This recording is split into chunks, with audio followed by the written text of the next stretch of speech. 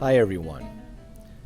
It is perhaps one of the greatest mysteries of God why some people at certain times have such a tremendous impact on the life of the church, and yet later on their memory seems to fade away, and even perhaps the things that they created fade away as well. While at other times, certain saints may make a tremendous impact on the church and yet be remembered. Next week, we're going to explore a little bit about the latter when we talk about St. Simeon Metaphrastes. But today, on November 3rd in the Holy Orthodox Church, the celebration of the famous Georgian saint Nicolas, often called the Radiant Star of Georgia, is someone that we need to briefly speak about. Now, there's not a lot that we can really talk about in terms of this wonderful saint, because as I mentioned, he is one whose life and works have seemed to disappear over the years. St. Nicholas lived in the latter half of the 13th century and lived a good and pious life. And although we don't know much about his beginnings, he was someone who was very, very devoted to the things of the church, particularly the things regarding its scriptures, its canons, its lives of saints, and its liturgy.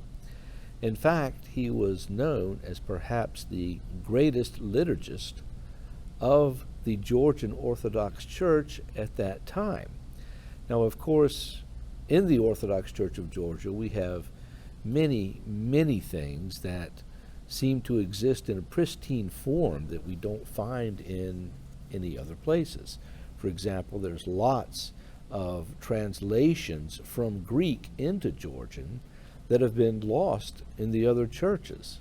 Even sometimes in the Greek church itself, definitely in the Russian church, and we don't really know why these things came about as they did.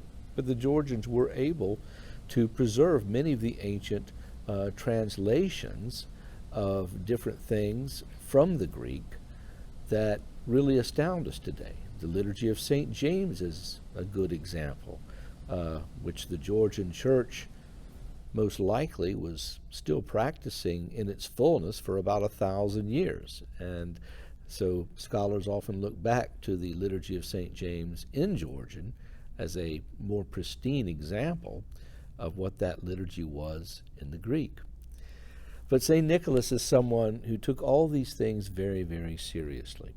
The Georgian canon for asking the Lord to provide rain is one of his compositions, and many believe that the lesser blessing of water in the Georgian church is also something that he created, along with many, many other works, services of the church, lives of the saints, probably more things than we can even count right now. But strangely enough, many of them are gone. They've disappeared. Yet the memory of the man who created all of these things and was so very important in his time, and perhaps in ours as well, because we really don't know about what happened to him and all these different things that he did. Well, because of this, we have to honor him as being a radiant star that lived at a particular time, that did much to enhance the worship of the Georgian church and the faith and piety of all its people. You know, the lives of the saints are littered with people like St. Nicholas, who humbly went about their business, not seeking glory, not looking for any sort of lasting fame, but simply dedicated to the Lord and to his church, and trying as best as they possibly could to enhance the worship of the church at that time. Well, for different reasons, the Lord has decided to sort of put a little glass enclosure over this particular saint, and perhaps we ourselves are not worthy of some of the things that he did during that time. That's why they've been kept secret from us. But the fact that his memory is celebrated still, and the fact that he is noted as someone who was perhaps the greatest liturgy of the Georgian Church, even though we don't have much by him, is something significant and something that we have to take into account. Often in our own lives, we do things, perhaps even for the church, wanting to be noticed, wanting to be somehow recognized for the things that we are doing. Well, in the case of St. Nicholas, this teaches us that our focus should be solely on the Lord and not for any future glory or any sort of things that could come to us down the road because of our efforts now. It's really a great exercise in humility when we see a saint like this, who undoubtedly studied so very hard, spent hours and hours poring over manuscripts, trying to create decent liturgical translations from the ancient Greek, the lives of the saints, all the things that he did, and yet we know so little about him.